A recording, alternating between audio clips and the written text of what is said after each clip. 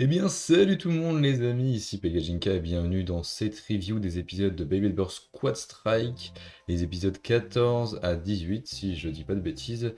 Je tiens à m'excuser, enfin pas vraiment, mais pour le retard que les épisodes, enfin que j'ai pris à voir les épisodes tout simplement, parce que j'avoue qu'il y avait pas mal de choses à faire entre la nouvelle arrivée de Beyblade X. Les nouveaux chapitres, les nouvelles toupies qui sont là d'ailleurs, hein. Et puis je vais pas mentir que j'ai pris aussi pas mal de vacances de mon côté aussi. Donc voilà, j'aurais mis tout simplement du temps à voir les nouveaux épisodes. Je les ai vus littéralement juste avant, là, il y a une petite heure, temps de tout rattraper.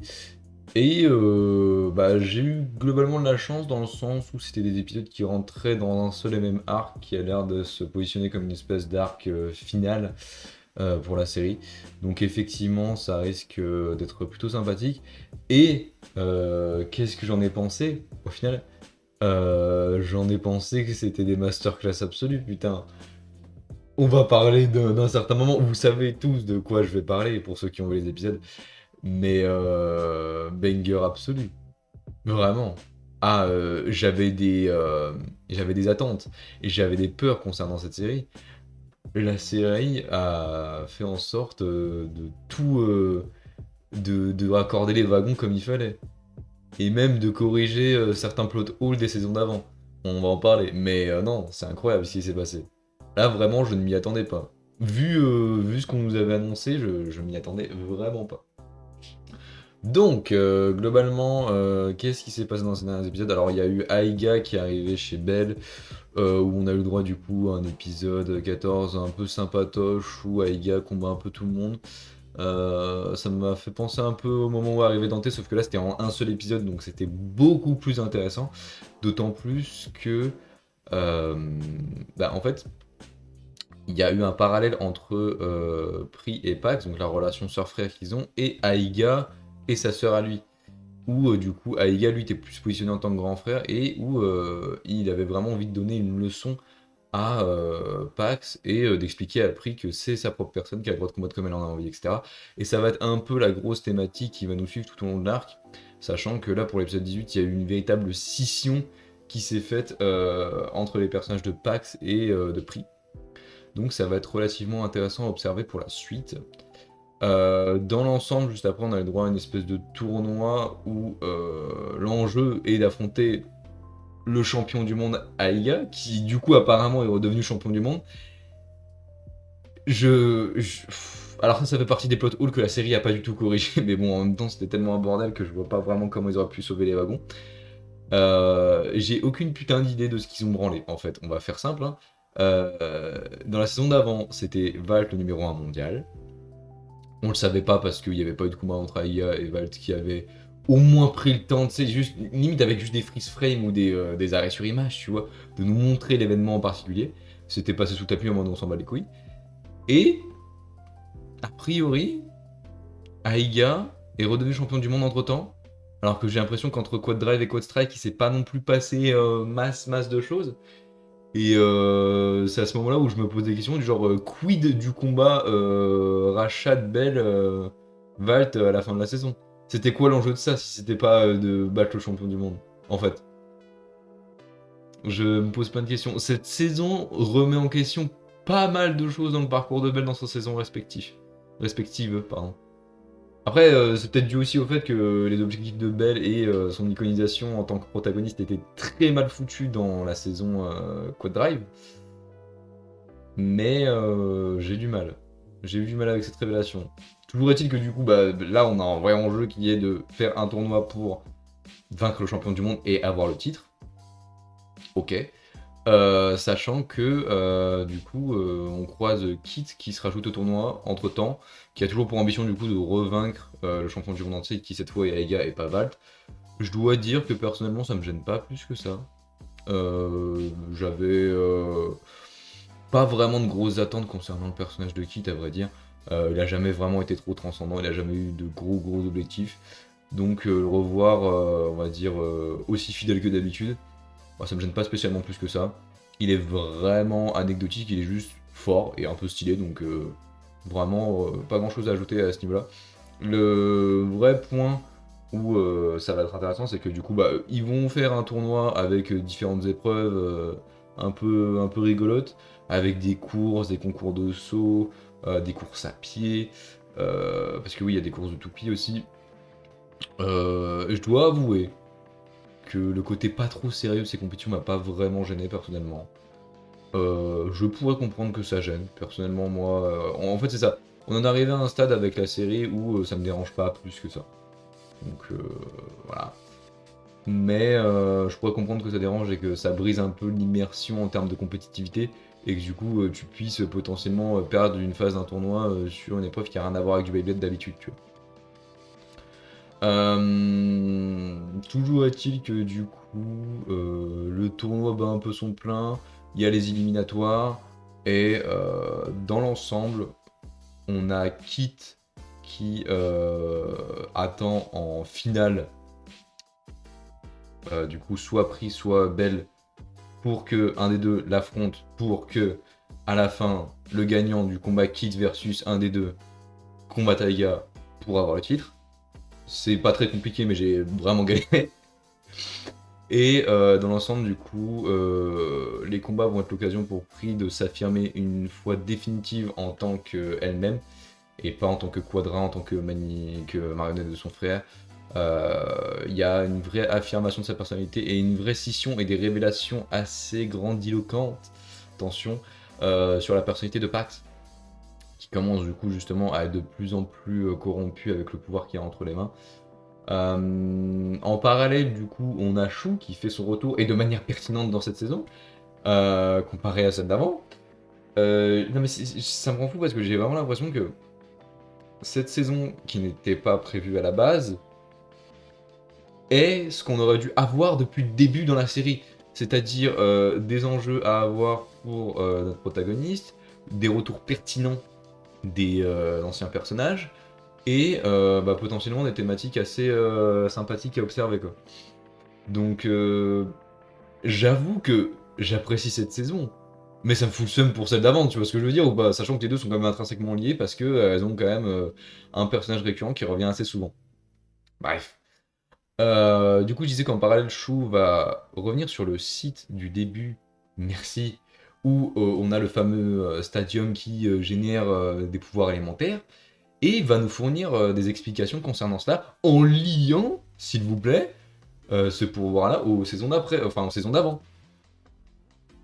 Merci, merci putain, c'était tout ce que je demandais. Et là, je vais faire mon gamin, mais en même temps vous le méritez un peu.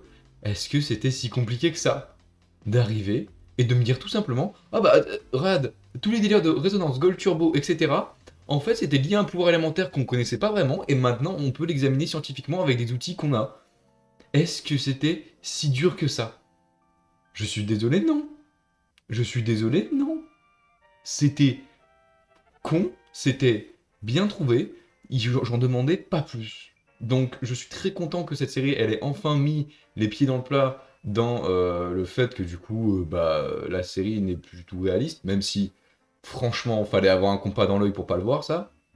Mais là au moins, on est sûr que il y a scientifiquement dans l'univers de Beyblade Burst des pouvoirs surnaturels, c'est assumé. Et je trouve que du coup, ça corrige effectivement pas mal de choses par rapport aux saisons précédentes. Après, j'ai aussi des critiques à faire là-dessus, c'est que je suis content qu'ils aient assumé et créé des choses avec ce côté un peu mystique, en proie aux anciennes saisons, etc. C'est un choix comme un autre, et ils l'ont assumé, c'est bien. Mais la chose que je dis souvent, c'est que quand tu prends une saison comme MFB ou comme Bakuten, les pouvoirs surnaturels des toupies sont assumés par l'univers comme des pouvoirs surnaturels. C'est-à-dire que dans l'univers de MFB, quand tu vois une toupie qui a le potentiel de fracasser une montagne, tu vas forcément avoir tout un tas de pélos qui vont se dire « Attends, ça peut être une arme ». Et c'est là où j'ai un problème, c'est de savoir quel a été le potentiel de ce pouvoir surnaturel entre guillemets, tu vois. Alors, évidemment, ils s'en sont servis, ils ont réussi à rebondir un peu en disant « Ah bah du coup, on savait pas grand-chose, maintenant on sait vraiment que c'est le pouvoir, donc c'est bon ». Donc, s'il connaissait pas l'existence du pouvoir, enfin, même si, voilà, s'il connaissait pas l'existence du pouvoir avant, bah forcément, il pouvait pas s'en servir. Même s'ils éclataient des stadiums avant, etc. Mais bref, ils ont fait ce qu'ils ont pu. Donc, même si, du coup, là, ils ont commencé à connaître le pouvoir, à le scientifier, etc., je sais pas s'ils vont assumer complètement ce côté surnaturel à faire des éclairs, des tornades, etc. Parce que maintenant, on en est sûr et certain. Quand t'as Valkyrie et Spriggan qui s'affrontent dans le stadium élémentaire, Valkyrie fait une tornade. Il y a une traînée de tornade derrière elle. Donc, les toupies dans Velvet Burst ont des pouvoirs comme celles dans MFB, Bakuten, etc., etc., etc. Donc, c'est quoi les bails? Est-ce que Pax, qui a l'air de plus en plus se diriger vers un antagoniste, va justement utiliser ce pouvoir à des mauvaises fins plus que gagner un simple tournoi? Ça pourrait être intéressant. Et ce serait une bonne clôture de l'arc Beyblade Burst de manière générale. Ou est-ce que ils vont rester sur un délire de créer la belle ultime pourquoi on sait pas. Et j'attends de voir. J'attends de voir. Donc ça pour moi c'était la vraie bonne surprise de ces 5 épisodes. Il y a aussi eu tout le délire de Pax qui avait reconnu Red Eye à l'époque et qui expliquait que c'était son masque qui lui donnait plus de pouvoir. Alors je sais pas si c'est un truc qui va justement avoir une scientifisation dans l'univers, si c'est un vrai truc, j'espère pas, ou si c'est un délire simplement de Pax. Parce que quand tu examines bien, les fois où Shu a été le plus fort dans Beyblade Burst God, c'est justement quand il a enlevé le masque. C'est quand le masque s'est enlevé de lui-même qu'il s'est assumé en tant que Spriggan que Shu était bien mort, et que du coup il a commencé à sombrer du côté obscur de la force, tu vois. Donc à ce niveau-là, j'attends un peu de voir. C'est toujours intéressant de voir pourquoi du coup Pax a donné ce masque à Quadra, etc.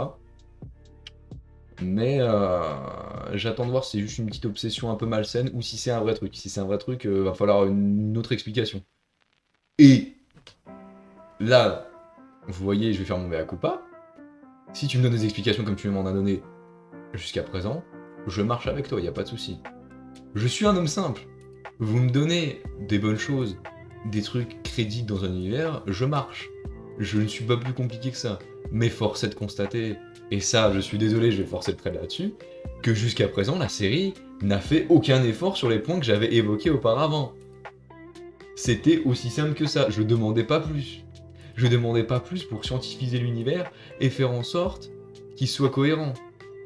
Donc moi je suis très content de ce qui s'est passé avec Quest Strike et Délire élémentaire. Ça a réussi à remettre en question tout ce qui s'était passé avant et à créer un ensemble et à du coup remplir la majorité, peut-être pas tous, des plot holes de la série. Et là j'ai beaucoup moins de problèmes par rapport à ce qu'elle a été avant. C'est-à-dire un coup on a le flair, un coup on a le gold turbo, un coup on a la résonance, on sait pas vraiment ce que c'est. Maintenant on sait ce que c'est. Toutes ces variantes dues aux différentes bails, et bah c'était du pouvoir élémentaire qu'on n'arrivait pas vraiment à identifier. Là ça me va. Là ça me va. Là c'est une espèce de pouvoir mystique qu'on n'a pas vraiment réussi à comprendre. Et grâce à un artefact qu'on a trouvé maintenant, et bah on l'a compris. Donc moi je marche. Il n'y a aucun souci avec ça. Ils ont assumé leur choix à la fin. Donc non, c'est plutôt cool. C'est plutôt cool. Pour parler un peu du dernier épisode, du coup, il y a la demi-finale qui se joue entre Pri et Belle, où Belle gagne, et où du coup, Pri, justement, ne prend pas la défaite comme un échec en soi, mais où elle est vraiment, du coup, fière d'avoir combattu de sa propre façon, etc. Parce qu'effectivement, ça, c'était une thématique assez redondante du combat, c'était que soit elle suivait les ordres de son frère Pax et elle gagnait, soit elle suivait son propre cœur et elle prenait le risque de perdre. Et elle a pris le risque de perdre, et ce qui du coup lui a permis de progresser mentalement. Et une fois de plus, j'aime beaucoup cette façon de dire, même dans la défaite, tu progresses, et peut-être un peu plus que dans la victoire, tu vois ce que je veux dire? Donc le développement de Pri pour l'instant est très bien joué, Pax a l'air de l'avoir un peu mauvaise, et du coup il risque d'y avoir une petite scission et une opposition entre du coup les deux. Donc je théorise. Attention, on va voir si ça va être un moment oracle ou pas. Belle va faire sa finale contre, comment il s'appelle, Pete, va le déboîter parce qu'on sait tous qu'il va le déboîter, hein, faut pas déconner. Va affronter Aya, va le battre, il va être champion du monde, donc on aura fini l'arc Bell. Et pour les quelques épisodes qui vont rester, parce qu'il faut pas déconner, hein, là il nous reste 8 épisodes avant la fin, si on reste sur un ratio de 26 comme avant. Pour les épisodes qui restent, on va avoir une opposition entre Pax et Pri avec la fermeture de l'arc Pri. Vous en faites ce que vous voulez. Et si la série se termine comme ça, si on a une bonne conclusion pour le personnage de Bell, même si de là où il partait, ça paraissait compliqué. Si le personnage de Pri est bien développé et trouve une bonne conclusion avec le personnage de Pax, et qu'en plus, tu m'as fourni des explications sur tout l'univers de Burst, je t'applaudis. Je t'applaudis. Vraiment, j'applaudis Hasbro. Plus jamais vous me parlez en mal d'Hasbro, vraiment. Si c'est ça qui va se passer, plus jamais on parle en mal d'Hasbro. J'ai été le premier à chier sur cette saison quand il y a eu les trailers, mais force est de constater qu'on m'a fait mentir, force est de constater qu'on m'a fait retourner ma veste. Et je suis content de pouvoir assumer ça. Vraiment. Donc non, pour moi, les épisodes qu'on a eu jusqu'à présent, c'était une masterclass. Je vais essayer, je promets pas du coup, je vais essayer du coup de vous poster la review de l'épisode 19 quand il sortira. Enfin, au moins dans la semaine où il sortira, histoire de pas prendre trop de retard comme j'ai fait auparavant. Toujours dit que j'attends vos avis en commentaire, notamment sur les révélations concernant l'univers de Bloodburst, ou même sur les développements de personnages que j'aurais peut-être pu éclipser à certains moments. C'est vrai que du coup là j'ai fait vachement synthétique parce que j'ai analysé 5 épisodes en même temps, mais j'aurais peut-être pris plus de temps d'entrer dans les détails si j'étais rentré dans certains épisodes en particulier. Mais je vous attends en tout cas au tournant dans les commentaires, n'hésitez pas à me dire ce que vous en avez pensé. On se retrouve du coup, on espère, la semaine prochaine pour la review de l'épisode 19. On se rapproche dangereusement de la fin, et j'espère que ce sera tout aussi banger que ce qu'on avait auparavant. Voilà. Allez, des gros bisous tout le monde. On se retrouve dans une prochaine vidéo. Ciao, ciao.